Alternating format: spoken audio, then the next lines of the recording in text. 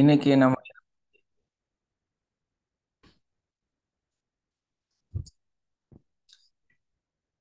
இன்னைக்கு எதை பத்தி பேச போறோம்னு தெரியுங்களா? யாருக்காவது ஐடியா இருக்கா? கவனம் எப்படி இது பண்றணும்?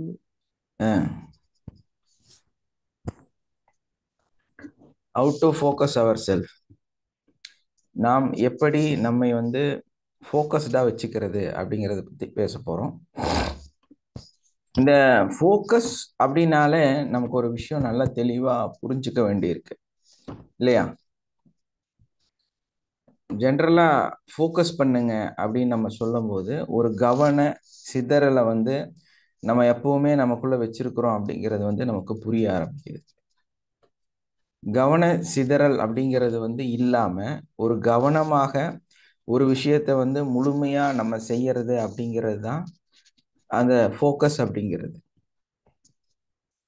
இந்த கவன சிதறல் எங்கெல்லாம் வருது அப்படின்னா, நம்ம ஒரு சின்ன ஸ்கூல்ல படிக்கக்கூடிய குழந்தைகளா இருந்தா நம்ம ஈஸியா சொல்லிடலாம். அவங்க புக்ஸ் எடுத்து படிக்கிறாங்க. அந்த புக்ஸ் படிக்கும்போது அவங்கனால அந்த கிளாஸ்ல ஒழுக்கமா உட்கார்ந்து ஃபோக்கஸ் பண்ண முடியல. இது ஒரு காமனான விஷயம். ஒரு ஸ்கூல் ஆகட்டும், காலேஜ் ஆகட்டும், அந்த மாதிரி படிக்கிற குழந்தைகளுக்கு நம்ம ஒரு விஷயத்த சொல்லுறோம் அப்படின்னா அது ரொம்ப காமனா நம்ம ஈஸியா சொல்லிடலாம். இது கவன சிதறல். குழந்தை கிளாஸ்ல உட்காந்து படிக்கிறது இல்லை, அவன் எப்பவுமே வேற ஏதாவது வேடிக்கை பார்த்துட்டு தான் இருக்கிறான். ஸோ இந்த நிலை நீடிச்சா அந்த குழந்தை நல்ல ஒரு மார்க் எடுக்கிறதுக்கு வாய்ப்புகள் ரொம்ப ரொம்ப கம்மி அப்படிங்கிற மாதிரி நம்மளால டீட்டெயில் பண்ண முடியும், இல்லையா? நம்மளால அவங்கள அப்படி சொல்லவும் முடியும். ஆனா இன்றைய அந்த வாழ்க்கையில நம்ம பார்க்கும்போது திருமணத்துக்கு பின்னால் ஒரு காலேஜ் எல்லாம் முடிச்சதுக்கு அப்புறம், இல்லைன்னா ஸ்கூல் எல்லாம் முடிச்சதுக்கு அப்புறம், அதுக்கப்புறமா வாழக்கூடிய அந்த வாழ்க்கையில கவன சிதறல் அப்படிங்கிறதும், அதே மாதிரி அந்த ஃபோக்கஸ்டா இல்லை அப்படிங்கிறதையும் நம்ம எடுத்தோம்னா அதுக்கு நிறைய டெஃபினிஷன் நம்மளால கொடுக்க முடியும். நிறைய பிரச்சனைகளை நம்ம எடுத்து பேச முடியும். என்ன காரணம் அப்படின்னா, அதற்கு பின்னால் இருக்கக்கூடிய வாழ்க்கை ஒரு மிகப்பெரிய ஒரு கேலக்சி மாதிரி ஒரு லைஃப். அதுல எல்லா அறுசுவையும் இருக்கும், பல பிரச்சனைகள் இருக்கும், சிந்திக்க முடியாத நிகழ்வுகள் நிறைய இருக்கும். ஸோ அதுல போய் நம்ம பார்க்கும்போது நம்மளோட வாழ்க்கை சரியாகுமா? அந்த வாழ்க்கையில இருக்கக்கூடிய கவன சிதறலை நம்ம சரிப்படுத்த முடியுமா அப்படின்னா, இதுல நிறைய டாஸ்க் இருக்கு. என்ன காரணம் அப்படின்னா, ஒண்ணு நம்ம போய் உட்கார்ந்து படிக்க முடியாது. நம்மளால ஒரு ஒரு வயசுக்கு அப்புறம் போய் எல்லாம் ஒரு கிளாஸ் எல்லாம் அட்டன் பண்ணி நம்ம மூளையை வளர்த்திக்கலாம் அப்படின்னு நினைச்சா அதுக்கெல்லாம் டைமும் சாத்தியமும் இல்லை. ரொம்ப ரிஸ்க். ஸோ அந்த மாதிரி போய் ஒரு டிகிரி எல்லாம் படிச்சு உங்களோட ஐக்யூ எல்லாம் அதிகப்படுத்தி நீங்க அப்படியே கண்ணை மூடிட்டே எல்லாம் சொல்ற மாதிரி எல்லாம் அப்படியெல்லாம் பண்ணலான்னா ரொம்பவுமே கடினமான ஒரு விஷயம். அந்த மாதிரி ஒரு பயிற்சியெல்லாம் நம்மளால எந்த கட்டத்திலையும் நம்மளால செய்யவும் முடியாது. ஏன்னா குழந்தைங்க, கணவன், மனைவி, அந்த இருக்கக்கூடிய உறவுகள், அதுல இருக்கக்கூடிய பிஸி, அதுல சம்பாத்தியம், இந்த மாதிரி பல விஷயமும் அதுல இருக்கும். ஸோ அதையெல்லாம் கடந்து நீங்க உங்களுடைய செல்ஃப் டெவலப்மெண்ட்டை அதிகப்படுத்தணும் அப்படின்னா அதுக்கு டிகிரி எல்லாம் திரும்ப போய் படிக்க முடியாது, இல்லையா? ஆனா நீங்க படிப்படியா உங்களை சரிப்படுத்தி கொள்ளலாம்.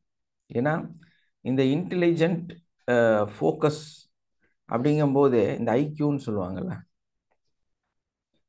நம்மளுடைய மூளையோட திறன், இதை கொஞ்சம் ரைஸ் பண்ணோம்னா நம்மனால ஒரு தெளிவு பெற முடியும். நிறைய சயின்ஸ் அதை சொல்லுது.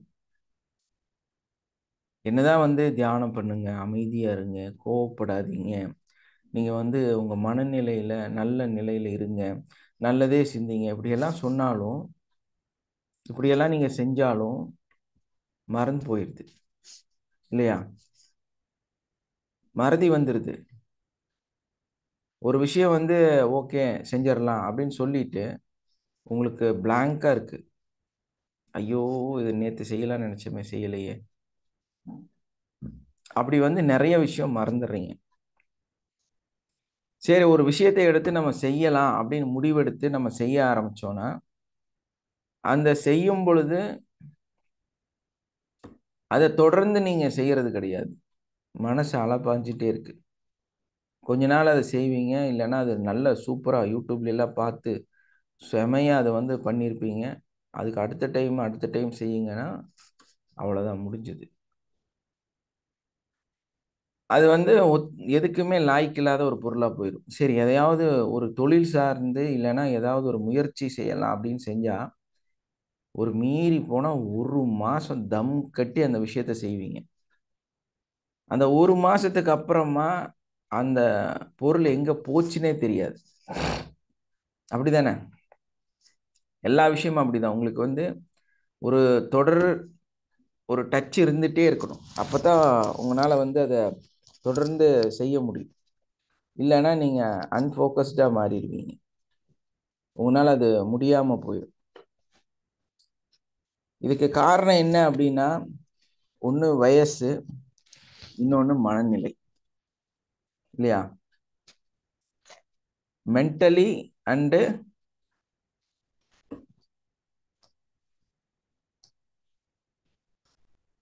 கொரோலாஜிக்கலி, இந்த 2 வயசு இருக்குது. இந்த 2 வயசையும் டிவைடட் பை 100 அப்படி நம்ம போட்டோம்னா நமக்கு நம்மளுடைய ஐக்கியூவோட பவர் எவ்வளோன்னு நம்ம தெரிஞ்சுக்கலாம். ஒரு mental age by your birth age equal to 100 அப்படிங்கிற ஒரு ஃபார்முலா வந்து வச்சிருக்கிறாங்க. ஸோ நம்ம அதை எப்படி பார்க்குறோம் அப்படின்னா, நம்ம கிளாஸ் முடிக்கிறதுக்கு முன்னாடி, முடிச்சதுக்கு அப்புறம்,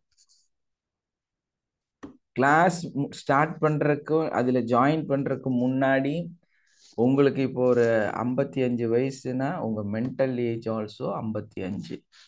55 பை 55, 55 பை 55 1 இல்லையா? அதை அடிச்சோணும் இன்டூ 100. அப்போ உங்கள் வயசு 100. 100 வயசு இருக்கக்கூடிய ஒரு மனிதனோட மனநிலை எப்படியெல்லாம் சோம்பேறியாக, பலவீனமாக, நடக்க முடியாது, செய்ய முடியாது, அப்படியெல்லாம் இருக்குமோ, அதே நிலையில உங்களுடைய மனநிலை இருக்கிறது. இப்போ இந்த இந்த விஷயத்தை வந்து மாத்துறோம். மாத்திட்டு உங்களுடைய அந்த நம்பரை, மென்டலி உங்களோட ஏஜ் என்ன அப்படின்னா, நீங்க எல்லாரும் என்ன சொல்லுவீங்க?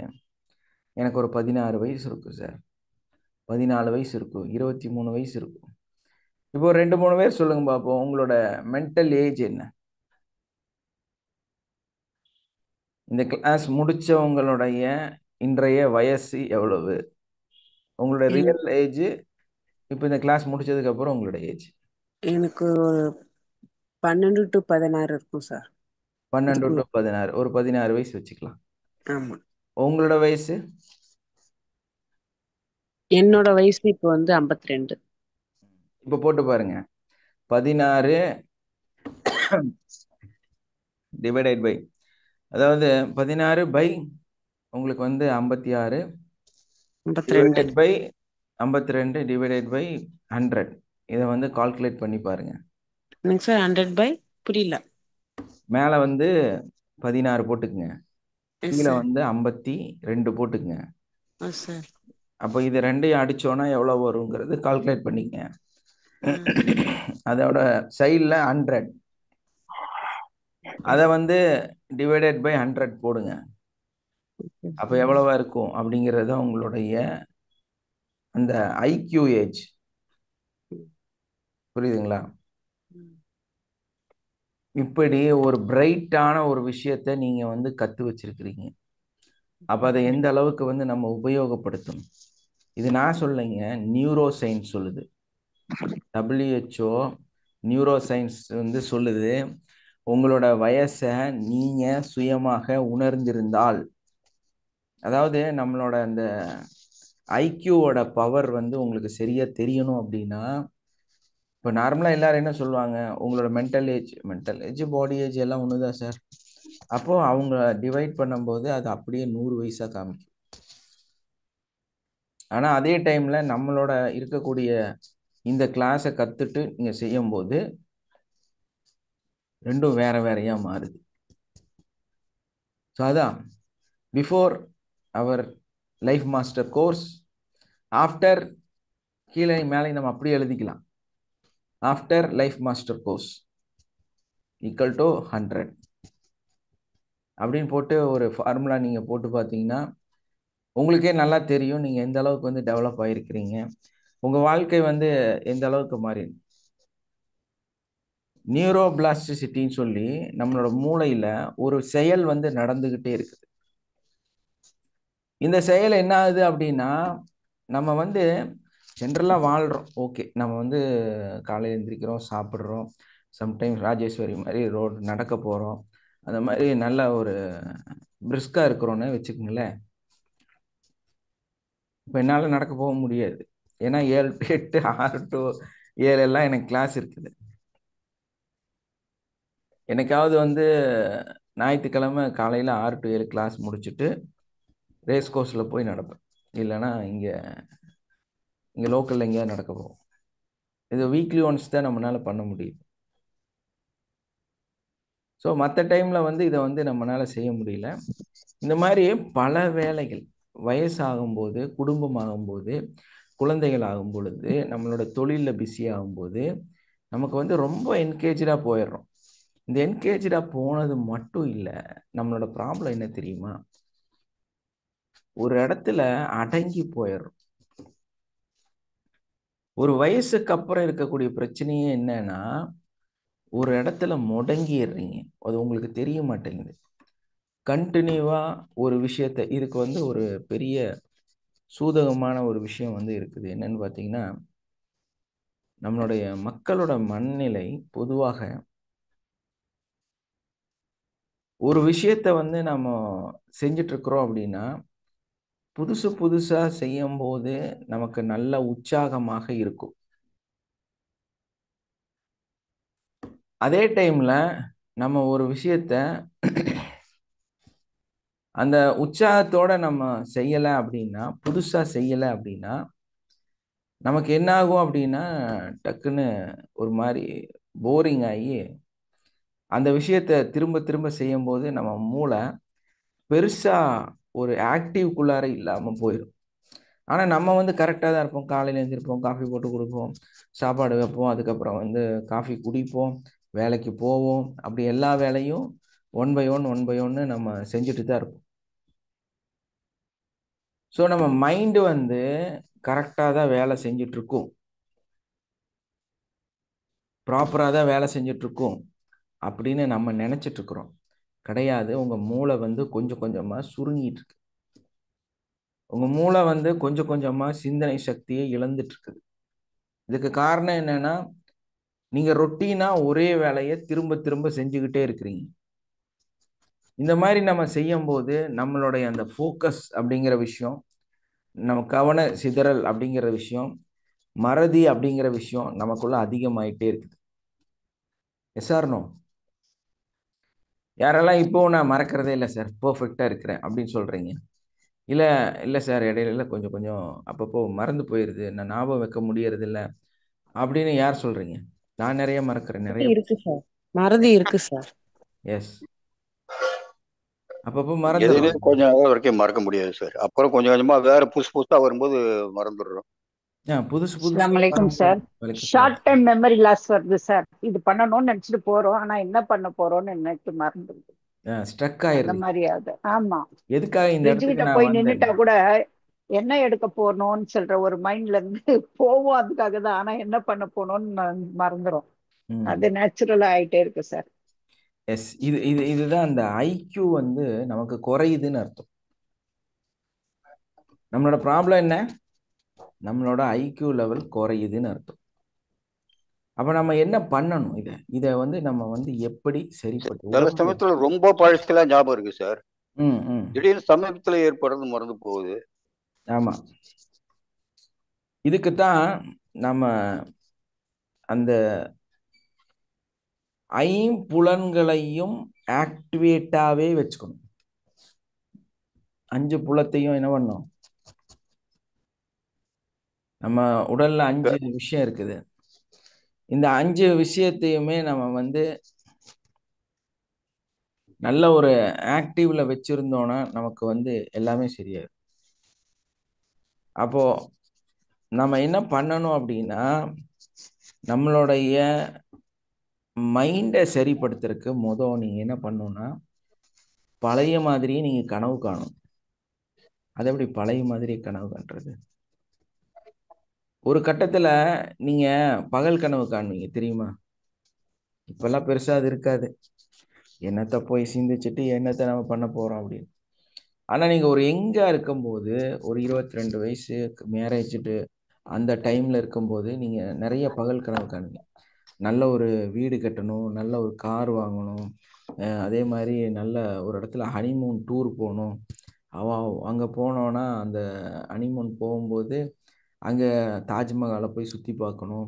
அதுக்கப்புறமா அப்படியே அங்கேருந்து இதுக்கு போகணும், குளு மணாலி போகணும். அங்கே போய் வந்து அந்த இதில் ஸ்னோவில் வந்து விளையாடணும். இப்படியெல்லாம் வந்து நிறைய அந்த சின்ன வயசில் கனவு காணுவீங்க. அப்படியே உட்காந்து எதெல்லாம் நினைப்பீங்க, எதெல்லாம் சிந்திச்சுட்டு. பகல் கனவு நான் சொல்கிறது வந்து நைட்டு படுத்து தூங்கும்போது வர்ற கனவு இல்லை. இப்போல்லாம் நீங்கள் பார்க்குற கனவு பூராமே வந்து இரவு கனவு மட்டும்தான், பகல் கனவு இல்லை. அப்போ இந்த பகல் கனவு ஏன் இல்லை அப்படிங்கிறத மெயின் கொஸ்டின். நம்ம ப்ராப்ளத்தோட இன்னொரு பார்ட்டே வந்து இந்த பகல் கனவு ஏன் இல்லை அப்படிங்கிறது தான். என்ன பிரச்சனை? எனக்காவது ஆலோசனை பண்ணியிருக்கீங்களா? பகல் கனவு ஏன் நான் காண்றது இல்லைன்னு. ஒரு காலத்துல பகல் கனவு கண்டீங்களா? நிறைய பேருக்கு ஓயாத உழைப்பு சார். ஓயாத ஓயாத உழைப்பு, நிறைய விஷயங்களை பற்றிய சிந்தனை. அதனால வந்து பகல் கனவு காண்பது கூட உங்களுக்கு இல்லாம கிடையாது சார். பாத்தீங்களா? சும்மா உட்காந்து இதெல்லாம் எப்படி நடந்தா எப்படி இருக்கும். சின்ன வயசுல நானும் கனவு கண்டிருக்கிறேன். எப்படின்னா பகல் கனவு. அப்படியே கிளாஸ் ரூம்ல உட்காந்துட்டு அப்படியே ஆலோசனை பண்ணிட்டே இருப்போம். அப்ப மனசு அமைதியா இருக்கும் போது தான் சார் வரும். ஆமா. அப்போ என்ன வரும் அப்படின்னா, அப்படியே நம்ம வந்து இங்கிருந்து ஏர்போர்ட்டுக்கு போய் அங்கே வந்து நம்மளே சொந்தமாக கண்டுபிடிச்ச ஒரு ஏரோப்ளைன் எடுத்துட்டு அப்படியே வானத்தில் அப்படியே பறந்து போய் அது பார்த்தா ஆப்போசிட்டில் ஏதோதெல்லாம் வருது, அதையெல்லாம் நம்ம கன்று வச்சு டப்பு டப்பு டப்பு டப்பு சுட்டுறோம். அதுக்கப்புறமா அங்கேருந்து எஸ்கேப் ஆகி அப்படியெல்லாம் வந்து ஒரு பயங்கர அந்த பகல் கனவு வந்து நம்ம காணுவோம் ஒரு கட்டத்தில். அதே மாதிரி பெண்கள் அப்படிதான் அவங்கள வந்து பயங்கர ஆபரணங்கள்லாம் போட்டு அவங்கள வந்து அப்படியே ஒரு இடத்துல கூட்டிட்டு வர மாதிரி, அவங்களுடைய நடக்கிற இடத்துல அப்படி பட்டு கம்பளமெல்லாம் விரிச்சு அவங்க அப்படி மேக்கப் எல்லாம் போட்டு அப்படியே ஒரு பெரிய ஒரு சிந்தனை வந்து அவங்களுக்குள்ளார உருவாகி கொண்டே இருக்கும். நிறைய அந்த தாட்ஸ் வரும்போது அவங்க என்ன பண்ணுவாங்க, உட்கார்ந்து அவங்கள பத்தி நிறைய கனவு காணுவாங்க. அதே மாதிரி குழந்தைகளை பத்தி கனவு காணுவாங்க. அவங்களோட எங்கெல்லாம் டூர் போகிறத பற்றி, கோயிலுக்கு போகிறத பற்றி, அதே மாதிரி ஃப்ளைட்டில் போகிறத பற்றி, அதே மாதிரி அவங்க ஏதாவது இன்னோவேட்டிவான விஷயங்கள் ஏதாவது செய்கிற மாதிரி, அதே மாதிரி ஒரு பெரிய மாளிகை கட்டி அதில் போய் குடியிருக்கிற மாதிரி, 10 பேர் வேலை செய்கிற மாதிரி, இந்த மாதிரி சம்பந்தம் இல்லாமல் பயங்கரமான கனவுகள்லாம் வந்து பார்த்துக்கிட்டே இருப்பாங்க. சார் நீங்க சொல்லும் போதே விண்கலத்துல போய் நிலவுல இறங்கின மாதிரி ஒரு கனவு வரும் சார் எனக்கு. ஏன் பார்த்தீங்களா, அவருக்கு விண்கலத்துல போய் நிலவில் இறங்கி நிற்கிற மாதிரி ஒரு கனவு கண்டிருக்காரு ஒரு காலத்துல, பகல் கனவு.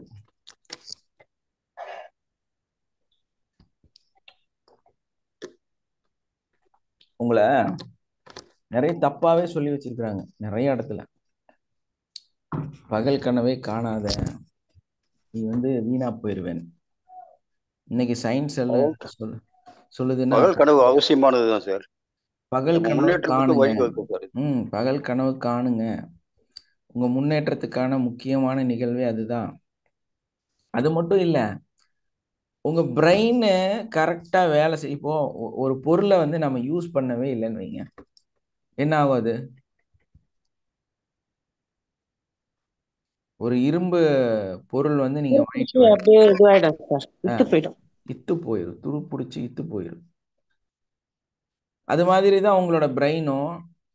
நீங்க அதிகமா யூஸ் பண்ணலைன்னா, ஏன்னா உங்களது வந்து சூப்பர் கம்ப்யூட்டர், பயங்கரமான ஒரு உலகத்துல கண்டுபிடிக்க முடியாத அளவுக்கு ஸ்டோரேஜ் இருக்கக்கூடிய ஒரு சூப்பர் கம்ப்யூட்டர்.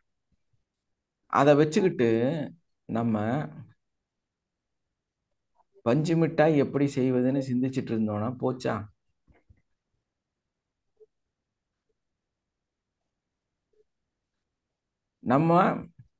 நம்மளுடைய அந்த பிரெயினோட ஆக்டிவிட்டீஸை கம்ப்ளீட்டா நம்ம வந்து டயக்னாஸ் பண்ணணும். கம்ப்ளீட்டா வந்து நம்ம வந்து புரிஞ்சுக்கணும் அது எப்படி வேலை செய்யும் அப்படிங்கிறத. அது எப்படி வேலை செய்யும்னா ஒன்றும் இல்லை, உங்களுடைய அந்த பகல் கனவு தான் அதற்கு பின்னாடி இருக்குது. அப்போ ஒரு பொருள் வந்து நம்ம தொடர்ந்து யூஸ் பண்ணாம இருந்தோம்னா அந்த பொருள் துருப்பிடிச்சிரும் கண்டிப்பா. இப்போ கை கால்லாம் நீங்க யூஸ் பண்றீங்க, கொஞ்ச நாள் வந்து நல்லா டிவி பார்த்துட்டு எனக்கு ஒரு 40 வயசு ஆயிருச்சு, 50 வயசு ஆயிருச்சு அப்படின்னு அப்படியே ஜாலியா ரெஸ்ட் எடுத்துட்டு உட்கார்ந்துட்டீங்கன்னா என்ன ஆகும்? அதான் சார், உடம்பே செயல்படாம போயிடும். எஸ், அப்படி நிறைய குண்டாயிருவாங்க இல்லையா? நல்ல ஒரு வசதியான மனிதர்களா இருப்பாங்க, நல்ல வீட்டுல சொத்து எல்லாம் இருக்கும். நம்ம அனில் அம்பானி மாதிரி பாருங்க, அவங்கெல்லாம் ரொம்ப குண்டா ஒரு மாதிரி, அவங்களுக்கு ஒரு டிசீஸே வந்திருக்கு, குண்டுனால ஒரு டிசீஸே இருக்குது இல்லையா? அந்த மாதிரி உங்களுக்கும் ப்ராப்ளம் வருது. எதனால? நீங்க உங்க உடலை சரியாக பயன்படுத்தாதனால நீங்க உங்களுக்கு சதை போடுது, உங்களோட உடம்பு வந்து பிரச்சனையா மாறுது. அதே மாதிரி தாங்க நீங்க வந்து பிசிக்கல் எக்ஸசைஸ் வந்து உடம்பு கொடுக்குறீங்க இல்லையா? உடம்புக்கு பிசிக்கல் எக்ஸசைஸ் கொடுக்குறீங்க. அதே மாதிரி மென்டல் எக்ஸசைஸ் நம்ம மூளை கொடுக்கணுமா வேண்டாமா? அப்பதானே அது பிரைட்டா இருக்கும். என்ன பிரச்சனைன்னு கேட்டா, நம்ம மூளையை பொறுத்த வரையிலும் ரொம்ப முக்கியமான விஷயமே என்னன்னா, அத நம்ம சிந்திச்சாதான் அது செயல்படும். நம்ம கனவு கண்டாதான் அதுக்கு ஏதாவது ஒரு ஜாப் நம்ம கொடுக்க முடியும். அதோட வேலை அதுதான் இல்லையா? சிந்திக்கிறது, கனவு காண்றது, இதெல்லாம் தான் வந்து ஒரு மூளைக்கான வேலைகள். அப்ப அந்த மூளை வந்து வேலையே இல்லாம சும்மாவே இருக்குன்னு வைங்களேன், எப்படி வந்து அது மாறும்? எப்படி வந்து அது ஆக்டிவ்ல வரும்? நீங்க என்ன பண்றீங்க? சரியான முறையான அந்த விஷயத்த நீங்க உங்க மூளைக்கு கொடுக்காதனால உங்க மூளை வந்து கொஞ்சம் கொஞ்சமா வேலை செய்யறத கம்மி பண்ணிக்குது. அப்ப அது அதிகமா வேலை செய்யாம என்னன்னா, இந்த மூளைக்கு வந்து இல்ல சார், நான் காலையில எந்திரிக்கிறேன், எல்லா வேலையும் செய்யறேன், நல்ல ஞாபகம் இருக்கு, எனக்கெல்லாம் மூளை நல்லா தான் இருக்குது. அதுதான் பிரச்சனையே. நீங்க காலையில எந்திரிச்சு நைட்டு வரைக்கும் ஒரு ஷெட்யூல் வச்சுட்டு அதை கரெக்டா செய்றீங்கல்ல, வாரம் பூரா ஒரு ஷெட்யூல் வச்சுட்டு கரெக்டா செய்றீங்கல்ல, மாசம் பூரா ஒரு ஷெட்யூல் வச்சுட்டு கரெக்டா செய்றீங்கல்ல, அதுதான் உங்க மூளை சரியா வேலை செய்யாததுக்கு காரணமே. பிரச்சனை எப்படி இருக்கு பாத்தீங்களா? உங்களோட மெமரி பவர் கம்மியாகிறதுக்கு காரணம் நீங்க ஒரு மாசத்தோட ஷெட்யூலை கரெக்டா போட்டு கரெக்டா செய்யறதுனால தான். ஒரு வாரத்துக்கான ஷெட்யூலை நீங்க கரெக்டா போட்டு கரெக்டா செய்யறதுனால தான் உங்க மூளையோட வளர்ச்சி மிகப்பெரிய அளவுல பாதிக்குது. ஏன் அப்படி பாதிக்குது? சார் அதுக்கும் மூளை ஒர்க் பண்ணல சார், நம்ம ஷெட்யூல்டு போடுறது கூட மூளை அதுதான், ஒர்க் பண்ணல.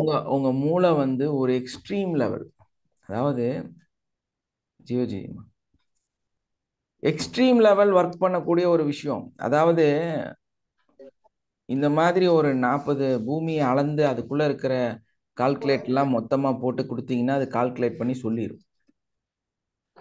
அப்பேற்பட்ட பயங்கரமான விஷயம். அதான் இன்னும் இந்த உலகத்துல கண்டுபிடிக்க முடியாத ஒரு கம்ப்யூட்டர் என்னன்னா, ஒரு ஸ்டோரேஜ் என்னன்னா உங்களுடைய மூளையோட அளவு. இவ்வளவு பெரிய ஸ்டோரேஜை இந்த உலகத்துல இன்ன வரைக்குமே கண்டுபிடிக்கவே முடியல. இப்படி ஒரு ஸ்டோரேஜ் இருக்குமா அப்படின்னு. இப்பதான் நேனோ சிப்பு அதுல வந்து இந்த ஸ்டோரேஜ் மெத்தட் வந்து கண்டுபிடிச்சிட்டு இருக்கிறாங்க. அதுல அந்த நேனோ சிப்ல அதோட மெமரி எல்லாம் பார்த்தா அவன் சொல்றான் ஏகதேசம் வந்து ஒரு 100 மெகாபைட் அந்த மாதிரி ஜிகாபைட், அதையெல்லாம் கடந்து 1000 ஜிகாபைட் எல்லாம் இருக்கிற மாதிரி ஒரு சின்ன நேனோ சிப்பு ரெடி பண்றதுக்கு கஷ்டப்படுறாங்க. அந்த மாதிரி பல ஆயிரம் பல லட்சம் சிப்பை ஒன்னா தலையில வச்சுக்கிறது தான் அவங்க பிரெயின். உங்க ஒரு நியூரான் இடையில ஒரு சிப்பு கூட வந்து நிக்க முடியாது. அவ்வளவு பெர்சன்டேஜ், அவ்வளவு பெருசு. அதுல குழம்பு வைக்கிறது, சாப்பாடு வைக்கிறது, காலையில போய் வேலை செய்யறது, வர்றது, ஏதாவது ஒரு சின்ன அக்கௌண்ட்ஸ் பார்க்கறது, இல்லைன்னா ஒரு டர்னரா ஏதோ ஒன்று வேலை செய்யறது. இதுதான் உங்க மூளைக்கு உண்டான வேலை நினைச்சிட்டீங்களா? உங்க மூளை ஒரு பிரம்மாண்டமான சக்தி, இந்த உலகத்தையே அளக்கிற அளவுக்கு சக்தியா வாய்ந்தது.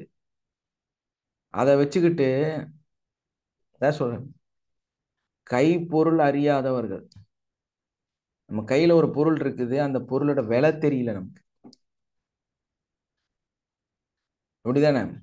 இப்போ உங்க கையில ஒரு இரும்பு கரண்டி இருக்கு. இரும்பு கரண்டியில நீங்க வந்து சமைச்சிட்டு இருக்கிறீங்க, யாரோ கிஃப்டா உங்களுக்கு கொடுக்குறாங்க, கொஞ்சம் பார்க்கறதுக்கு அழகா இருக்குது இரும்பு கரண்டி. அந்த இரும்பு கரண்டிக்கு உள்ளார கொஞ்சம் நிறைய வைரத்தை போட்டு ஒரு நாட்டுல இருந்து இன்னொரு நாட்டுக்கு கடத்தியிருக்காங்க. அந்த வைரம் அப்படியே அதுக்குள்ள இருக்குது. ஆனா உங்களுக்கு அதை கிஃப்டா ஒருத்தர் கொடுத்துட்டாரு. நீங்களும் அந்த இரும்பு கரண்டின்னு எப்ப பார்த்தாலும் குழம்புல போட்டு ஆட்டிக்கிட்டு நீங்க பாட்டுல குழம்பு வச்சுட்டே இருக்கிறீங்க. இப்ப அதுக்கு உள்ள பல கோடி ரூபாயோட வைரம் இருக்குங்கிறது உங்களுக்கு தெரியாது. தெரிகிற வரைக்கும் நீங்க என்ன நினைச்சிட்டு இருப்பீங்க?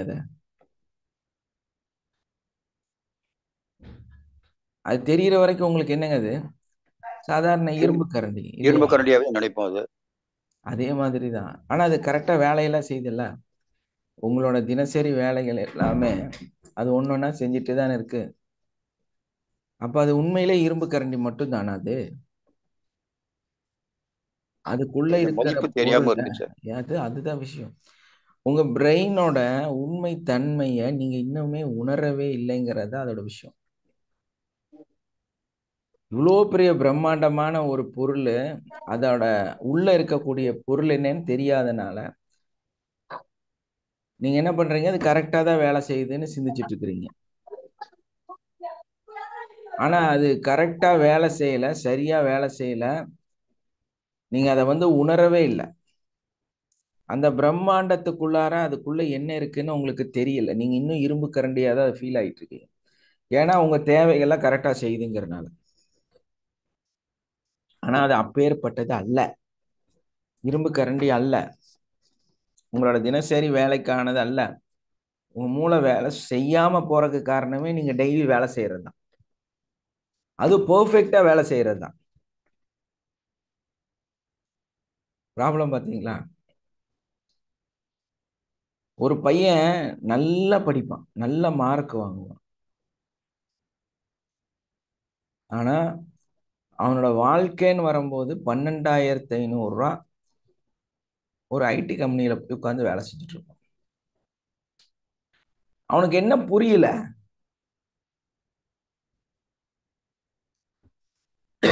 இன்னொரு பையன் அவன் பாத்தீங்கன்னா சரியெல்லாம் படிக்க மாட்டான், பயங்கர லோலாய், திமிரு பிடிச்ச பையன். ஒழுக்கமாவெல்லாம் இருக்க மாட்டான், தன்னோட தேவைகளை பூர்த்தி செஞ்சுக்குவான். அதுக்கப்புறம் எப்படியாவது கோக்குமாக்கு பண்ணி படிச்சு கொஞ்சம் மார்க்கெல்லாம் எடுத்துருவான். இதுல யாரு சாதிச்சவங்களா மாறுவாங்க? Tendulkar 10th fail.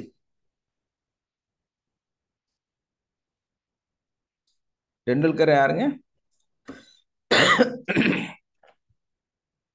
Ajith 10th fail.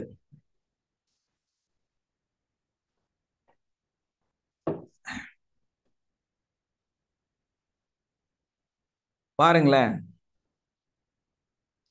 இவங்கெல்லாம் சாதிச்சிருக்காங்க. இன்னைக்கு உலகமே போற்றக்கூடிய நிலையில இருக்கிறப்ப ஃப்ளூவண்டா இங்கிலீஷ் பேசுறாரு, எல்லா வேலையும் செய்யறாரு. ஆனா இவங்க ஒரு 10th ஃபெயில் பர்சன். டிஸ்கண்டினியூடு. யாரு டிஸ்கண்டினியூ பண்ணா? டெண்டுல்கர். படிக்கல, 10th மேல படிக்கல, டிகிரி இல்ல. அதே மாதிரிதான் உங்க மூளை அப்படிதான். நான் நல்ல பெர்ஃபெக்டா அவ்வளோ மார்க் 80, 90, 100 ஃபர்ஸ்ட் கிளாஸ் ஃபர்ஸ்ட் ஒன்றும் இல்லாம போயிடுவாங்க பசங்க. பட் அதே ஒரு இதுல இருக்கிறவங்க,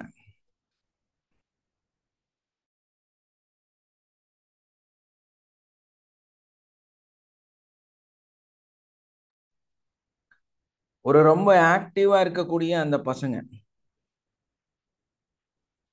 அந்த காலேஜ்ல ஆகட்டும் ஸ்கூல்ல ஆகட்டும் ரொம்ப ஒரு மாதிரியா ஓடிட்டு இருந்த பசங்க, அவங்க ஓரளவுக்கு மார்க் எடுத்து தான் பாஸ் ஆகியிருப்பாங்க. அவங்க ஃபியூச்சர்ல அவங்க பயங்கரமா நல்லா செட்டில் ஆயிருப்பாங்க. கேட்டா எங்கன்னா விப்ரோவில் இப்போ அசிஸ்டன்ட் மேனேஜரா இருக்கேன் சார் அப்படிம்பாங்க. ஆனா இந்த ரொம்ப படிச்சவன் அதே விப்ரோ கம்பெனியில பேசிக் சேலரியில தான் இருப்பான். இதுக்கு காரணம் என்னன்னா, இந்த பசங்களுக்கு பிரசன்ஸ் ஆஃப் மைண்டுங்கிறது அதிகம். இந்த புக்கை படிச்சா பாத்தீங்களா, புக்கை காப்பி பண்ணாங்க பாத்தீங்களா, அவங்க ஜெராக்ஸ் மிஷின். ஒரு கம்ப்யூட்டரும் ஒரு ஜெராக்ஸ் மிஷின் இருக்குதுன்னா, கம்ப்யூட்டர் சிறந்ததா ஜெராக்ஸ் மிஷின் சிறந்ததா? கம்ப்யூட்டர் தான் சார். கம்ப்யூட்டர் தான் சிறந்தது. ஆனா கம்ப்யூட்டர்னால பக்காவா ஒரு ரிசல்ட் கொடுக்க முடியுமானா, செய்ய முடியுமானா செய்யாது. அதுக்கு நிறைய துணை தேவை, நிறைய விஷயங்கள் அதுக்கு தேவை, நிறைய விஷயம் அதுல இன்க்ளூட் பண்ணணும். அப்பதான் அது வந்து ஒரு அற்புதமாக மாறும். நம்ம ஒரு காப்பி பண்ற ஒரு பெர்ஃபெக்ட் தானே, ஏன்னா நீங்க எதை மேல வைக்கிறீங்களோ அப்படியே பக்காவா அது கொடுத்துரும். இப்போ நீங்க வந்து ஒரு கம்ப்யூட்டர்ல வந்து ஒரு விஷயத்த செய்யணும்னு நினைச்சீங்கன்னா, நீங்க உட்கார்ந்து அந்த பேஜ் எடுத்து எம்எஸ் சாஃப்ட்வேர் எடுத்து page by page line by line type பண்ணணும். ஏன்னா அது அதை செய்யாது இல்லையா? மேபி ஸ்கேன் பண்ணா கூட அதை பிரிச்சு அதை என்னன்னு போட்டுக்காது. அதுக்கு எல்லாமே உட்கார்ந்து சொல்லணும், இப்படி பண்ண அப்படி பண்ணு, இதை செய்ய அதை செய்யன்னு போட்டு அடிச்சுக்கிட்டே இருக்கணும். அப்பதான் அது வேலை செய்யும். உண்மையில ஒரு கணக்குக்கு நம்ம மேலோட்டமா பார்த்தோம்னா ஜெராக்ஸ் மிஷின் சூப்பர் இல்லையா? அப்படி வச்சா அப்படி டக்கு, அப்படி வச்சா அப்படி டக்கு, வச்சா 100 மார்க், எல்லாத்துலயுமே சூப்பர். ஆனா சாதிக்குமா அப்படின்னா சாதிக்காது. அதுதான் ப்ராப்ளம். இந்த 100 மார்க் எடுத்தவன்லாம் சாதிச்சானா? சாதிக்க மாட்டான். ஆனா இந்த 60 மார்க் எடுத்து பாஸ் ஆனவன் இன்டெலிஜென்ட்டா இருப்பான். இந்த இன்டெலிஜென்ட், அந்த ஐக்கியூவோட பவரே அதுதான். அப்ப அவன் என்ன பண்ணுவான்னா, அந்த 60 மேக்கப் பண்றதுக்கு அவங்க வீட்டை பேலன்ஸ் பண்ணியிருப்பான். ஒரு காலத்துல வீட்டுல அவங்க அப்பா அம்மாவை வந்து எப்படியெல்லாம் அடி வாங்காம ஓரளவுக்கு படிக்கிற மாதிரியே காமிக்கிறதுக்கு அந்த 60 மார்க் எடுத்து 100 மார்க் மாதிரி அம்மாவையும் அப்பாவையும் காமிச்சு வச்சிருப்பான். அதுக்காகவே என்ன பண்ணுவான்னா தன்னை பிரைட்டா காமிச்சுக்குவான். எதுனாலும் அப்படியே தான் வந்து எல்லாமே செய்யறதா இது பண்ணுவான். இந்த ஒரு குணம் இருக்குல்ல, நாளைக்கு ஒரு பெரிய ஆபீஸ்ல உட்கார்ந்து ஒரு பெரிய பிரச்சனை வரும்போது இங்க அப்பா அம்மாட்ட ஒரு திருட்டுத்தனம் டக்கால்ட்டி எல்லாம் பண்ணான்ல, அந்த பையன் அந்த ப்ராஜெக்ட்ல அதை செய்வான். அவனோட கண்டுபிடிப்புல அதை வந்து செய்வான். எப்படி அந்த ஓட்டையை அடைக்கிறதுன்னு சிந்திப்பான். ஆனா இந்த தியரட்டிக்கலா ஒருத்தன் படிச்சான் பாத்தீங்களா, அவனுக்கு அது தெரியாது. ஏன்னா அவன் சார் பெர்ஃபெக்ட். ரியாலிட்டியை புட்டு புட்டு வைக்கிறீங்க சார். ரொம்ப 100% ட்ரூ சார். எல்லாம் ஆமா. ரொம்ப அனுபவம் தான் சார் சொல்லுவீங்கல்ல. அல்ஹம்துலில்லாஹ். அப்போ அந்த ஓட்டை எங்க அடைக்கணும்னு அவனுக்கு கரெக்டா தெரியும். அவன் என்ன பண்ணுவான், உட்காந்து அழகா அதை சால்வ் பண்ணிடுவான். அவன் அடுத்த போஸ்டிங்கு அடுத்த வருஷம் ஆஸ்திரேலியாவில் இருப்பான். அவங்க கம்பெனியில சிஓக்கு கீழே ஒர்க் பண்ணிட்டு இருப்போம். பயங்கரமான சம்பளம் இருக்கும். இது மாதிரி தான் நம்ம பிரச்சனையும். உங்க ப்ராப்ளம் அதே தான். நீங்க ரொம்ப கரெக்டா வீட்டை நடத்திட்டு போறீங்க, உங்க தொழிலை செய்யறீங்க அப்படின்னா நீங்க ஒண்ணுமே சாதிக்க முடியாது. எவன் சோம்பேறியா இருக்கானோ, எவன் வந்து சரியா செய்யலையோ, ஏன்னா இங்க எல்லாமே ஒரு அடுத்த விஷயத்த வந்து சரிப்படுத்துறதுக்காக மேக்கப் பண்ண தெரியும் உங்களுக்கு. அப்போ இன்னைக்கு உங்க வீட்டுல ஒரு பழைய குழம்பு இருந்ததுன்னா நாளைக்கு அதே குழம்ப வேற டேஸ்டா செஞ்சு கொடுத்துருவீங்க. ஆனா இந்த ரொம்ப பெர்ஃபெக்ட் இருக்குல்ல, அதுக்கு தெரியாது. அது தூக்கி அதை கீழே கொட்டிடும்.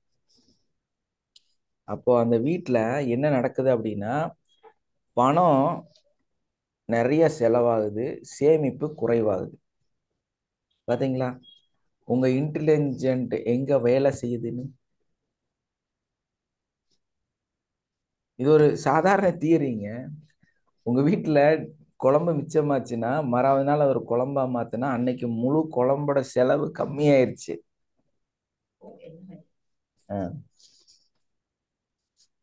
புரியுதுங்களா? அப்ப அந்த பணம் ஒரு 300 ரூபாய் 200 ரூபாய் தேங்காய் எல்லாம் சேர்த்து செலவாகுதுன்னா அந்த மாச பட்ஜெட்லயே 200 ரூபாய் லாபம் உங்களுக்கு. இது தெரியாத சிலர் என்ன பண்ணுவாங்க, சாயந்தரமான தூக்கி வெளியே கூட்டிடுவாங்க. கேட்டா இந்த அறிவாளிகள்லாம் இருக்கிற ஒரு அறிவாளி கூட்டம் இருக்கு. அவங்க என்ன சொல்லி தருவாங்க அப்படின்னா, ஃப்ரிட்ஜுக்குள்ள வச்சா இப்படி பாதிப்பு வரும், நீ வந்து கொஞ்சம் பழசா சாப்பிட்டா அப்படி ஆயிரும் அப்படி ஆயிரும், இந்த மாதிரி எல்லாம் சொல்லி உங்க மண்டையை கழுவி வச்சிருப்பாங்க. நீங்களும் பயங்கர புத்திசாலித்தனமா தூக்கி வெளியே கொட்டுவீங்க. இந்த மாதிரி எல்லாம் செய்யறதுனால உங்க வீட்டுல செலவு அதிகமாகுது. உங்களோட மாச பட்ஜெட்ல ஒண்ணுமே மிச்சப்படுத்த முடியாது. ரொம்ப அழகான பெண்கள் அப்படின்னா யார் தெரியுமா? இந்த அஞ்சரை பெட்டியில பணம் சேர்த்து வைப்பாங்கல்ல, அவங்கதான். ஏன்?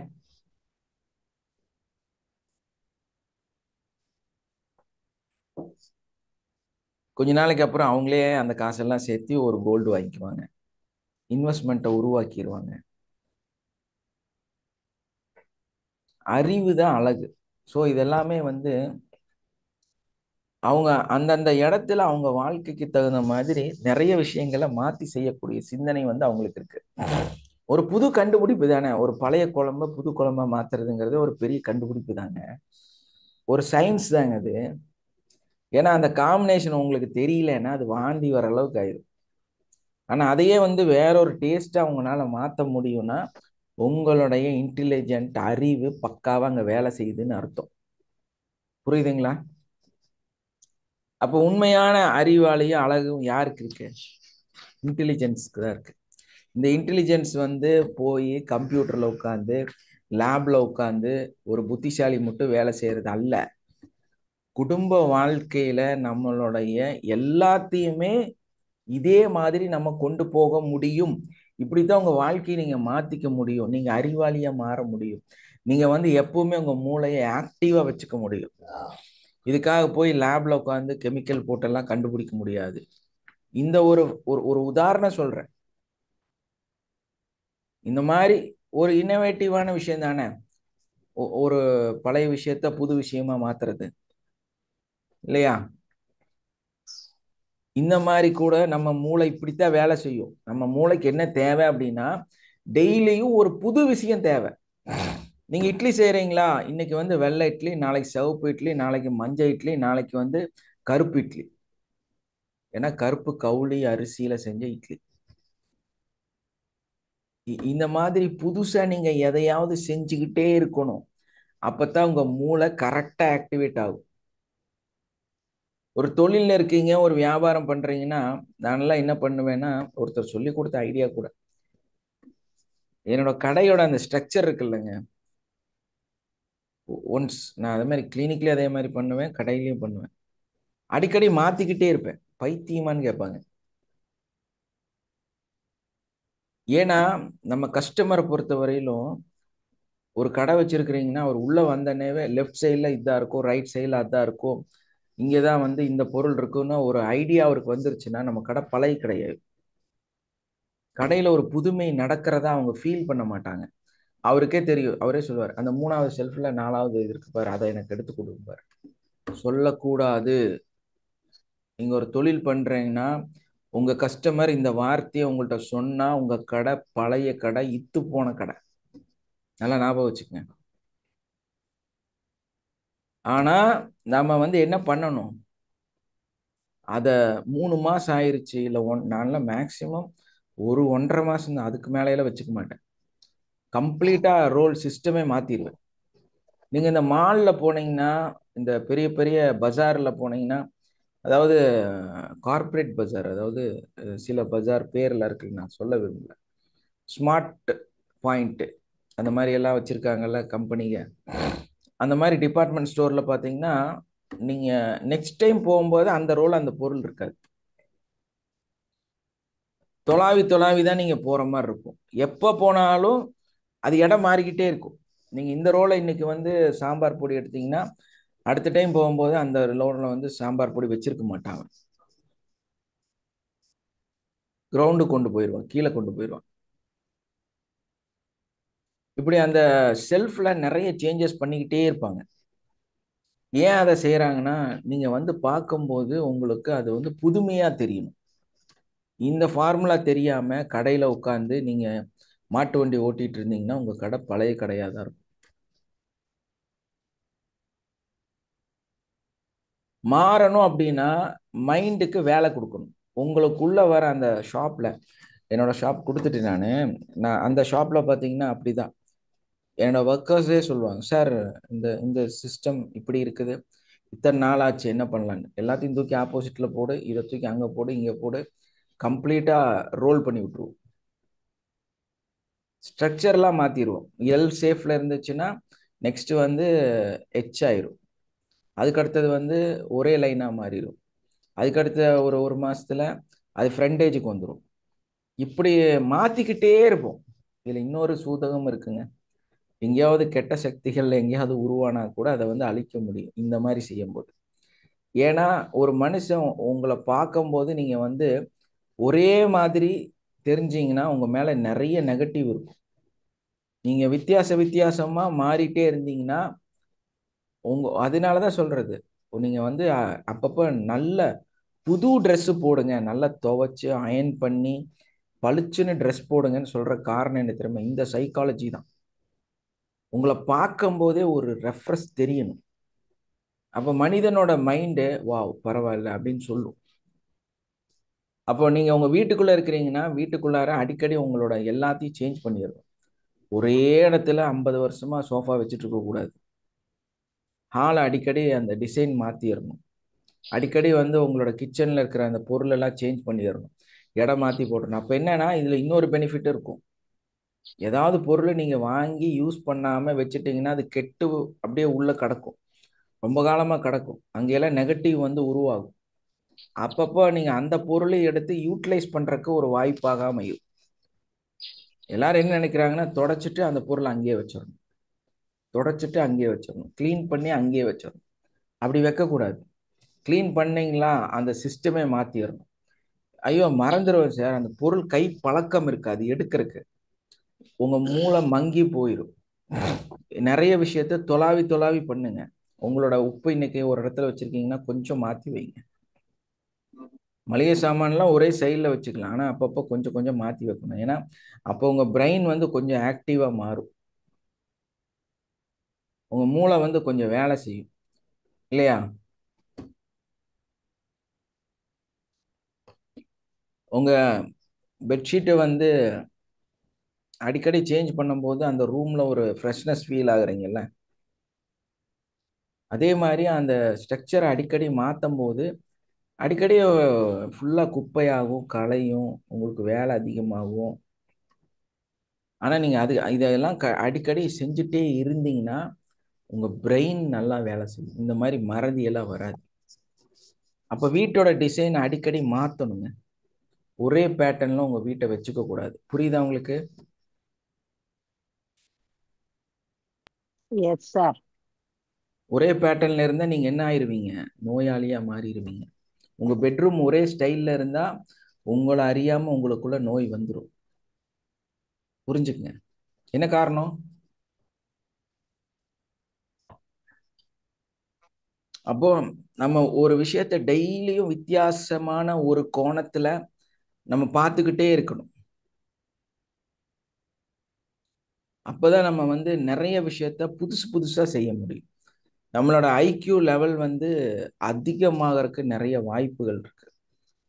அதே மாதிரி இப்ப பாருங்க, இந்த பசங்க வந்து ஒரு கேம் விளையாடணும் அப்படிங்கிறது வந்து உண்மை, கரெக்டு தான். அந்த கேம் வந்து விளையாட கொடுக்கறதுனால தப்பு இல்லை. ஆனா அந்த கேமை அவன் தொடர்ந்து ஃபர்ஸ்ட் விளையாடும் போது இன்டெலிஜென்ட், மூளை வந்து புதுசா கத்துக்குது, அதனால ஓகே.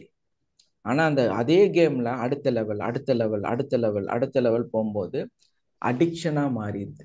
எதனால? Repeated repeated repeated. புரியுதா ப்ராப்ளம் என்னன்னு? அந்த கேம்னால அந்த பையன் வந்து பாதிக்கப்படல. அந்த கேமை level 1 level 2 level 3 level 4 level 5 level 10 அப்படி போனனால தான் அவன் மூளை பாதிச்சிருச்சு. என்னன்னா செஞ்சதை திரும்ப செய்ய ஆரம்பிச்சிட்டான், புதுசா செய்யல.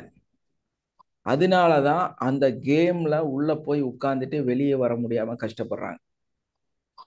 அப்ப அந்த கேம் வந்து நம்ம அந்த ஸ்டேஜை வந்து ஃபர்ஸ்ட் ஸ்டேஜோட முடிச்சிட்டோம்னா அது திரும்ப அடுத்த கேம் விளையாடலாம், தப்பே கிடையாது. ஆனா அதுக்கு உள்ள உள்ள உள்ள உள்ள உள்ள போக போக போக தான் உங்க மூளை அடிக்ஷனாக மாறுகிறது. அப்ப எல்லாமே நம்ம வாழ்க்கையில தேவைங்கிறது உண்மைதான். அப்போ நாம என்ன பண்ணணும்னா நம்மளோட மைண்டை ஹையர் செல்ஃப் கண்ட்ரோல், அதாவது நம்ம மூளை எங்கே மழுங்குகிறது அப்படிங்கிறத கண்டுபிடிக்கிற அளவுக்கு நம்மளோட பிரெயின்ல இருக்கக்கூடிய எமோஷன் ஆக்ஷன் இது ரெண்டையும் பெர்ஃபெக்டா வச்சிருக்கணும்.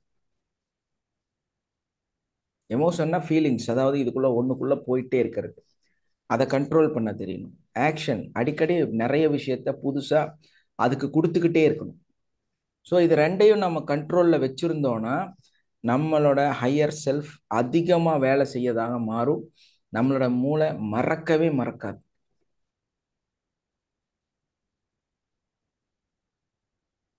ஃபயாஸ், உங்க நம்பர் போட்டுறீங்களா இதுல? உங்க மொபைல் நம்பர்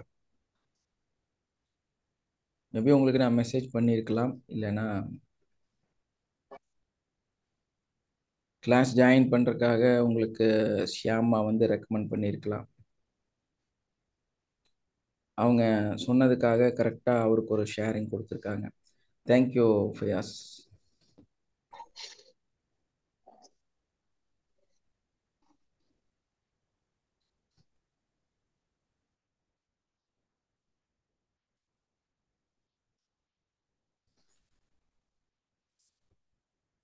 சார் ரியாலிட்டி அப்படியே சொல்றீங்க சார்.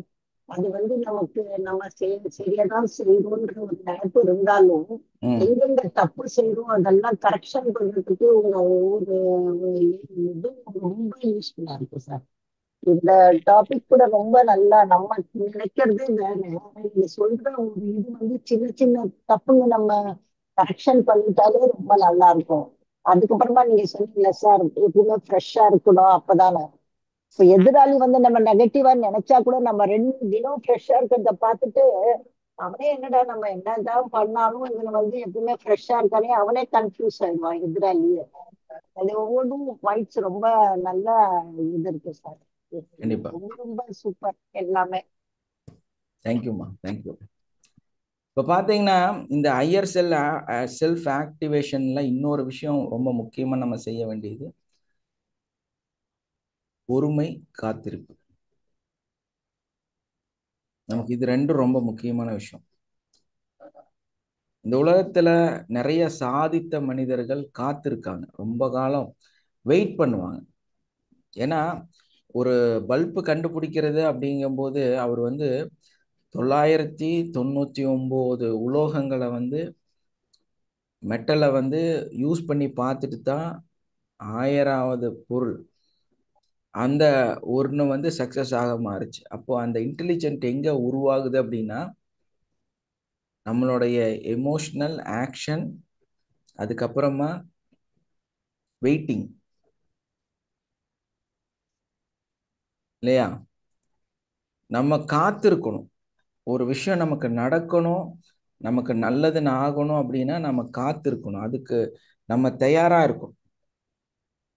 ஆனா நம்மனால காத்திருக்க முடியுதா?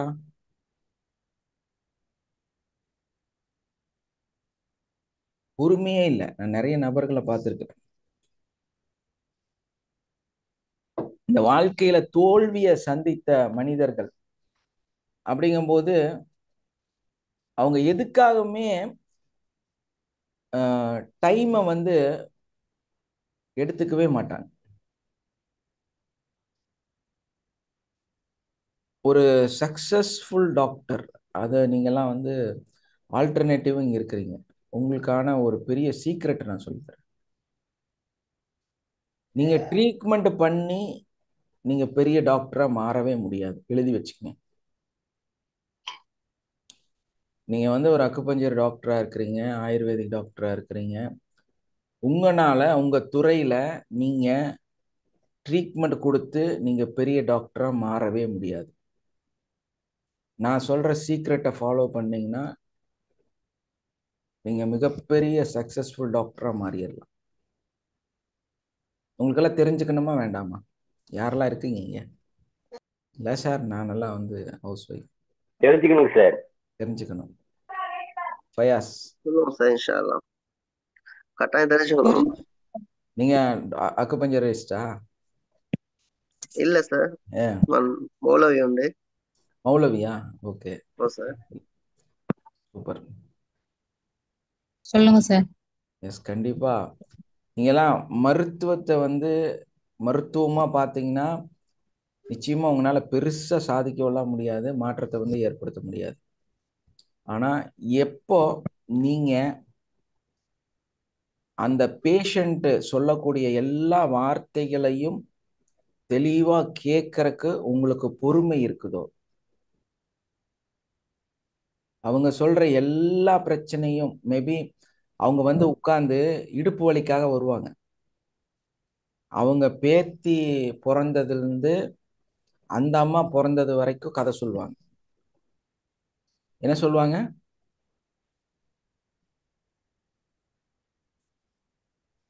அந்த அம்மா பிறந்ததுல இருந்து பேத்தி பிறந்தது வரைக்கும் கதை சொல்லுவாங்க.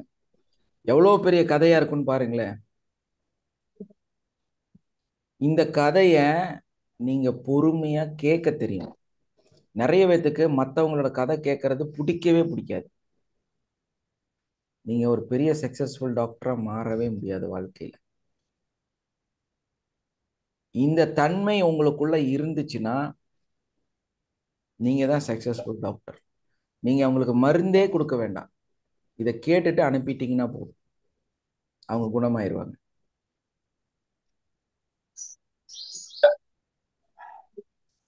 என்னோட சக்சஸ்க்கு பின்னால இருக்கிற பெரிய ரேட்டிங்கே அதுதான். அந்த சீக்ரெட் தான் உங்களுக்கு நான் சொல்லித்தரேன். இது பிராக்டிக்கலா நான் சக்சஸ் பண்ணன விஷயம். நிறைய மருந்தே கொடுக்க மாட்டேன், நிறைய ட்ரீட்மெண்ட்டே நான் பண்ண மாட்டேன். உண்மையில தெரியுங்களா உங்களுக்கெல்லாம்? என் வாழ்க்கையில வெறும் 13 பாயிண்ட் தான் நான் யூஸ் பண்ணியிருக்கிறேன். ஆனா எல்லா நோயுமே குணப்படுத்தி இருக்கிறேன் நான். இந்த நோய் இல்லை. எல்லா நோயுமே குணப்படுத்தி இருக்கிறேன். ஆனா நான் யூஸ் பண்ண பொருள் எவ்வளோ? வெறும் 13 பாயிண்ட் தான். ஏன்னா அதே மாதிரி உங்களோட தாய் தகப்பனாகட்டும், ரிலேட்டிவ்ஸ் ஆகட்டும், உங்க வாழ்க்கையில உங்களோட இருக்கிறவங்களாகட்டும், நீங்க டக்கு டக்குன்னு பதில் சொல்றத நிறுத்திடுங்க. அவங்க ஏதாவது பேச வராங்க, உங்கள்ட்ட ஏதாவது சொல்றாங்கன்னா வெயிட் பண்ணுங்க, கேளுங்க. உங்களை ரொம்ப லவ் பண்ணுவாங்க. ஏன் தெரியுமா? மனுஷனுக்கு கேட்கறது இருக்குதுல்ல, அதுவும் பர்டிகுலரா எடுத்து சொல்றது, பேசுறது, தன்னை பற்றி பேசுவது, உலகத்திலேயே அழகான வார்த்தை என்ன தெரியுமா? யாருக்கு தெரியும்? ஒரு வேர்டு இருக்குது. அந்த வேர்டு உலகத்தில் இருக்கிற எல்லா மனுஷனுக்குமே ரொம்ப ரொம்ப பிடிக்கும். பொறுமையா சார்? பொறுமை. பொறுமை. வேற யாராவது சஜஸ்ட் பண்ணுங்க. அந்த வார்த்தை அவ்வளவு ஒரு முக்கியத்துவமான வார்த்தை. எல்லாத்துக்குமே அது ரொம்ப ரொம்ப லவ் சார். பிடிக்கும். ஏங்க? லவ் லவ் லவ், பொறுமை, பீஸ்ஃபுல். அப்புறம் சுயமடுத்தல், பொறுமை ரெண்டும். பொறுமை அன்பு சார். மற்றும் அன்பு, காதல், பாராட்டுங்க சார். பாராட்டுதல். சூப்பர்.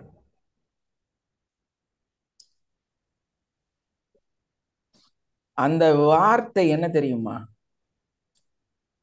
சொல்லட்டா? சொல்லுங்க சார். Yes sir. உங்களுடைய பெயர் ராஜேஸ்வரி, வினோதினி, அஜீமா, அன்வர், பயாஸ்.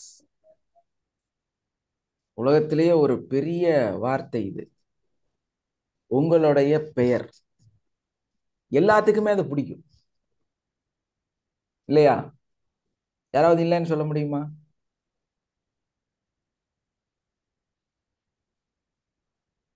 ஒரு சிலருக்கு அவங்க பேர் பிடிக்கிறது இல்லைங்க சார்.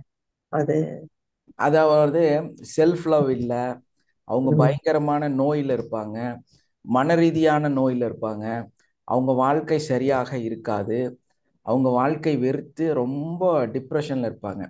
இந்த மாதிரியான குணம் இருக்கிறவங்களுக்கு அது பிடிக்காது. எப்போ உண்மையிலேயே நல்ல ஒரு பிரைட்டா நம்ம நல்லா இருக்கிறோமோ, நம்மளோட பேர் தான் நமக்கு ரொம்ப ரொம்ப முக்கியமான ஒண்ணு. இந்த உலகத்துல உங்களுக்காக இருக்கக்கூடிய ஒரு உண்மையான அடையாளமே அதுதான், உங்களுடைய சொந்த அடையாளம். Yes or no? நீங்க எவ்வளவு பெரிய என்ன சாதனையாளரா இருந்தாலும் உங்க பேர் அந்த மேடையில சொல்லும் போது எப்படி இருக்கும்? நல்லா இருக்கும் சார். ஏன்னா அங்க நிறைய கார்த்திக் இருக்கலாம், நிறைய கிரிஜா இருக்கலாம், நிறைய ஃபயாஸ் இருக்கலாம், நிறைய ஜெயகௌரி இருக்கலாம். ஆனா அந்த பர்டிகுலர் நேம் அந்த மேடையில சொல்லும் போது ஒரு ஃபீல் இருக்கு பாத்தீங்களா? அது வேற மாதிரி. அது மாதிரிதான் உங்களோட ஒரு மனிதனை பத்திய ஒரு கதை, தன்னை பற்றி. அதான் சொல்லுவாங்களே சார், இறந்த பிறகு பேரு நிலைத்திருக்கும் சார். ஆமா, இறந்ததுக்கு அப்புறம் நமக்கு பேர் இருக்காது. இல்ல நம்ம யாரும் நம்ம சொந்த பந்தம்னா இந்த மாதிரி ஒரு இருந்தாங்க, அந்த மாதிரி பேரு நிலைத்து. ஆமா, சில வாழ்க்கையில நீங்க இறந்ததுக்கு அப்புறமும் வாழ்ந்து கொண்டிருக்கிறதுக்கு காரணமும் என்னன்னா உங்களோட பெயர் தான். இதுதான் சொல்றேன். அந்த இன்னைக்கு பெரியார் அப்படின்னு நம்ம சொல்றோம் அப்படின்னா, கலைஞர் அப்படின்னு சொல்றோம்னா, அந்த பேர் மட்டும் வாழ்ந்துட்டே இருக்கும், நம்ம இருக்க மாட்டோம். நம்ம இறந்துட்டா நம்மளோட பேர் நம்மளை விட்டு வெளியே வந்துடுது. அந்த பேர் நம்ம மக்கள் கடையில எந்த அளவுக்கு பிரபலமாயிருக்கிறோமோ அது அப்படியே நிலைச்சு உயிரோடையே வாழ்க்கை பூரா, உலகம் பூரா எத்தனை நாள் அதை அவங்க போற்றிட்டு இருக்கிறாங்களோ அத்தனை காலம் அந்த பேர் மட்டும்தான் இருந்துட்டே இருக்கு. அந்த நபர் இருக்கிறாரானா இல்லாம போயிடுறாரு. அப்போ அந்த பேர் அப்படிங்கிறதுக்கு ரொம்ப லாங் டேர்ம் பவர் இருக்கு. என்ன இருக்குதுங்க? பல 1000 வருடங்கள் கூட கடந்து இன்னும் பெயர்கள் இருக்கு. ஜீசஸ் இல்லையா, முகமது, என்ன வேணாலும் பேர் சொல்லலாம். கும்பகர்ணன், அந்த பேரெல்லாம் பாருங்க. ராவணன், எல்லா பேரும் அந்த அந்த பேர் தான் இருக்கு. அந்த ஆள் இருக்காங்களா? இல்ல. பேர்னு நம்ம எடுத்து பேசணும்னா நிறைய பேசலாம். அவ்வளோ பவர்ஃபுல்லான ஒரு விஷயம். அப்போ அந்த ஹையர் செல்ஃப் கண்ட்ரோல் நமக்கு கிடைக்கணும், நம்ம சரியா இருக்கணும்னா நம்ம எமோஷனலும் ஆக்ஷனும் கரெக்டாக பர்ஃபெக்டாக வச்சுருக்கணும். நம்மளோட வாழ்க்கையை வந்து சரியான முறையில் இருக்கணும் அப்படின்னா நம்ம ப்ரெசன்ஸ் ஆஃப் மைண்டாக இருக்கணும். நிறைய விஷயங்களை புதுசாக செய்யணும். அடிக்கடி கலர்ஸ் சேஞ்ச் பண்ணணும். உங்கள் வீட்டுக்குள்ளார நிறைய விஷயங்களை மாற்றணும். இதெல்லாம் செஞ்சாலே உங்கள் வாழ்க்கை சூப்பராக இருக்கும். அப்போ ஃபோக்கஸ் அப்படின்னா ஒரு இலக்கை நோக்கி ஓடுவது. எல்லாரும் மல்டி லெவல் மார்க்கெட்டிங் அந்த என்ன மோட்டிவேஷன் அப்படின்னு சொல்லிட்டு வாழ்க்கையை வந்து புரியாம அவனும் ஓடிட்டே இருக்கிறான். நீங்க ப்ரெசன்ட் டேஸ்ல சந்தோஷமா இருக்கிறதுக்கு ஃபோக்கஸ் பண்ணீங்கன்னா ஃபியூச்சர் அழகா இருக்கும். இன்னைக்கு உங்களை அழகா வச்சுக்கிட்டீங்கன்னா உங்க வாழ்க்கை அழகா இருக்கும். நம்ம என்ன பண்ணணும்? இன்னைக்கு அழகா இருக்கிறதுக்கு என்ன பண்ணலான்னு சிந்திக்கணும். அழகா முடியெல்லாம் வெட்டி அழகா ட்ரெஸ் போட்டு அழகான ட்ரெஸ் போட்டு நம்மளை அழகா வச்சுக்கணும். பார்த்தாலே வாவ், இதுதாங்க ஃபோக்கஸ். இதுதான் நம்மளுடைய இன்டெலிஜென்ட். நம்மளை நாம் புரிவது, நம்மளை நாம் அறிவது.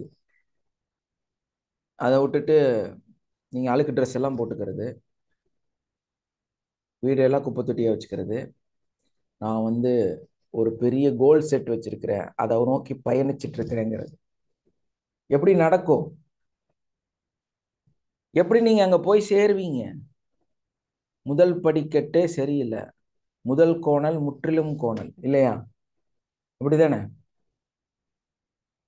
அப்போ நம்ம வாழ்க்கை சரியாகணும் அப்படின்னா இன்னைக்கு யாரெல்லாம் உறுதிமொழி எடுக்கிறீங்க? இன்று முதல் நீங்கள் டெய்லியும் ஒரு புது விஷயத்த செஞ்சுட்டே இருக்கணும்.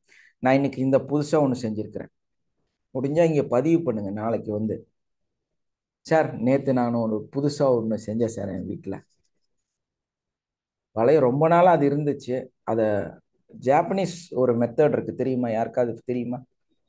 அவங்க வீட்டில் ஒரு அழகான ஒரு பாட், அதாவது ஒரு ஃப்ளவர் வாஷோட பாட் இருக்குன்னு வைங்க. அது கீழே விழுந்து உடஞ்சிருச்சு. நீங்க என்ன பண்ணுவீங்க? தூக்கி குப்பையில போட்டுருவீங்க இல்லையா? அந்த பாட்டு தான் அந்த ஊர்ல ரொம்ப விலை அதிகம். அந்த ஒரு பானை, அந்த உடைஞ்ச அந்த ஃப்ளவர் வாஷோட பாட்டில் அந்த நாட்டில் மிக விலை உயர்ந்த ஒரு பொருள். பாத்தீங்களா? உங்க வாழ்க்கை என்ன புரியவே இல்லை நமக்கு. அந்த பாட்டில் எடுத்துட்டு போய் கம் போட்டு ஒட்ட வைக்கிறாங்க. அதுக்கு நடுவுல ஒரு கிராக் வரும் இல்லையா? ஒட்ட வைக்கும் போது அந்த கோடு வரும் இல்லையா? சின்ன சின்ன கோடு நிறைய இருக்கும். அந்த கோட்ல எல்லாம் கொஞ்சம் தங்கத்தை, இல்லைன்னா தங்கம், இல்லைன்னா தங்க பெயிண்ட்டை லைட்டா அப்படி டச் அப் பண்றாங்க. இது வந்து இயற்கையாக உருவான ஒரு ஆர்ட் அப்படின்னு சொல்லி அவங்க மதிக்கிறாங்க. ஸோ அதை வந்து விலை உயர்ந்த பொருளா விற்பனையும் செய்யறாங்க. அதே டைம்ல வந்து அதை வந்து அவங்க பொக்கிஷமா பாதுகாக்கவும் செய்யறாங்க. பார்த்தீங்களா? ரீசைக்கிள் மெத்தட் எத்தனை 1000 வருடங்களா அவங்க அந்த நாட்டில் யூஸ் பண்ணிட்டு இருக்காங்க. நம்ம ஊர்ல சொல்லியிருக்கேன், கண்ணாடி உடஞ்சதுன்னா உனக்கு தரித்திரம் பிடிச்சிரும். கண்ணாடி உடஞ்சதுன்னா உனக்கு தரித்திரம் பிடிச்சிரும், வாழ்க்கை வந்து நீ நிம்மதியா இருக்காது. இங்க சொல்லி கொடுத்துருக்காங்க உங்களுக்கு.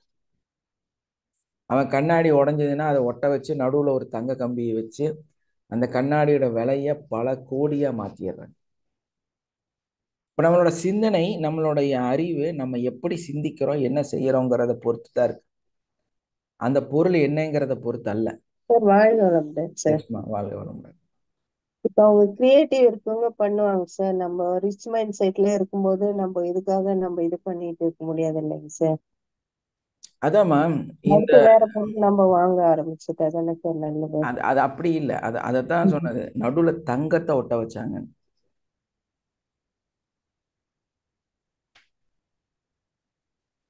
அந்த கண்ணாடியில தங்கத்தை நடுவுல ஒட்ட வச்சிருக்காங்க. ஸோ அதோட விலை மதிப்பு வந்து பல மடங்காக மாறிடுச்சு. ஆனா யாருனாலையும் ஒரு டைல போட்டு உடஞ்ச பொருளை உருவாக்க முடியாது இல்லையா? ஆமாங்க. அதனாலதான் அவங்க அதுக்கு அவ்வளவு முக்கியத்துவம் கொடுக்குறாங்க. ஜாப்பனீஸ் மைண்ட் அந்த அளவுக்கு ஒரு ரொம்ப முக்கியமான விஷயத்த நிறைய இடத்துல சொல்லியிருக்காங்க. அவங்களோட டெக்னாலஜி, அவங்களோட அறிவு, அவங்களோட ஒரு விஷயம் ஃபாலோ பண்ணுறது, அதையெல்லாம் நம்ம பார்த்தோன்னா அப்படியே வியந்துருவோம். மனுஷன் இப்படியெல்லாம் சிந்திக்க முடியுமான்னு. பாருங்க, நீங்கள் வந்து ஒரு நெகட்டிவை உருவாக்கி வச்சுருங்க. ஒரு பொருள் உடஞ்சி போச்சுன்னா தூக்கி வீசிடணும், புதுசு வாங்கிடலாம். அப்போ தான் நம்ம ரிச்சாக இருக்கிறோம். ரிச்சாக இருக்கிற சில சமயத்துல நேத்து அப்படிதான் இருந்துச்சு சார். ஃப்ரிட்ஜ்ல இருந்து ஒரு பாட்டில், சின்ன பாட்டில் தான், அந்த ஜாஃப்ரான் போட்டு வச்சிருக்கோம்ல சார், குங்குமப்பூ. ஆமாம் அது ஆமாம். இப்ப அதெல்லாம் வைக்கிறது சடனா நேற்று உருண்டு வந்து விழுந்து தூள் ஆயிடுச்சு சார். விட்டு விட்டா ஆயிடுச்சு. அதுக்கு நம்ம என்ன சார் பண்ண முடியும்? அது குங்குமம் வேஸ்ட், பாட்டிலும் உடஞ்சிருச்சு சார். அதுக்கு என்ன சார் சொல்றது? சொன்னாங்களே கண்ணாடி உடையக்கூடாதுன்னு, ஆனா உடஞ்சிருச்சுன்னா என்ன சார் அதுக்கு? இல்ல, அதனால வந்து நீங்களா உங்களுக்குள்ள ஒரு நெகட்டிவை ஏற்படுத்தினாதான் அது வந்து ஒரு பிரச்சனையா மாறும். புரியுதுங்களா? அது எதுவுமே நெகட்டிவா நம்ம திங்க் பண்ண கூடாதுல்ல சார். ஆமா, அது ஃபர்ஸ்ட் ஆஃப் ஆல் நம்ம போச்சுன்னா வந்து இந்த மாதிரி சகுனம் சரியில்லைங்கிற அந்த சிந்தனைக்குள்ளார அது நினைக்கிறதே முஸ்லிம்ஸ்ல தப்பு இல்ல சார். அது ஆமா, நேரம் நீங்க அது காலம் எல்லாம் என்னவா பார்க்க இருந்தாலுமே கூடாதுன்னு. வந்து அந்த அந்த நீங்க எதை வந்து தேடுறீங்களோ அது உங்களை தேடும். புரியுதுங்களா?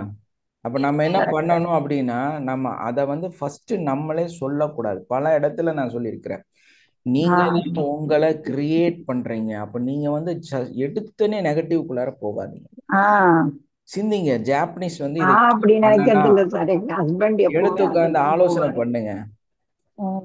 உங்க கூட கரெக்ட் சார். இருக்கிறவங்கள மாத்தணும்னா அப்படி பண்ணுங்க. எடுத்து உட்கார்ந்து இதை நான் என்னவாக செய்ய முடியும்னு ஆலோசனை பண்ணுங்க. அந்த சாஃப்ரான்ல வந்து நிறைய அந்த கண்ணாடி சில் இருக்கும் அப்படின்னு நினைச்சீங்கன்னா, அதை வந்து பிரிச்சுட்டு அதை வந்து ஒரு கலரிங் ப்ராடக்டாக, ஒரு ஆர்ட்டாக, எப்படி வேணாலும் நம்ம யூஸ் பண்ணலாம். அதை யூஸ் பண்ணலாம்.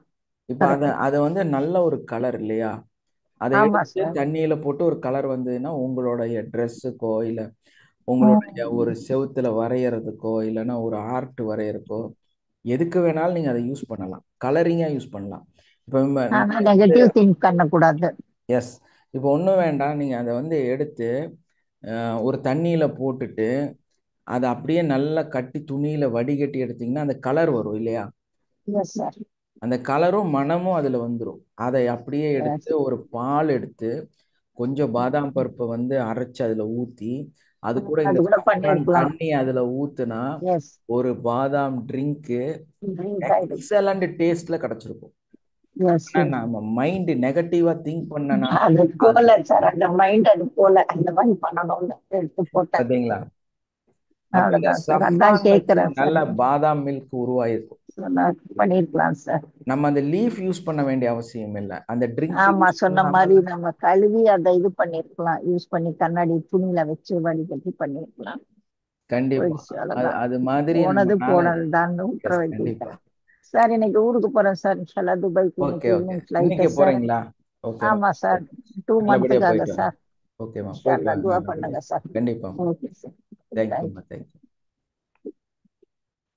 Okay, thank you.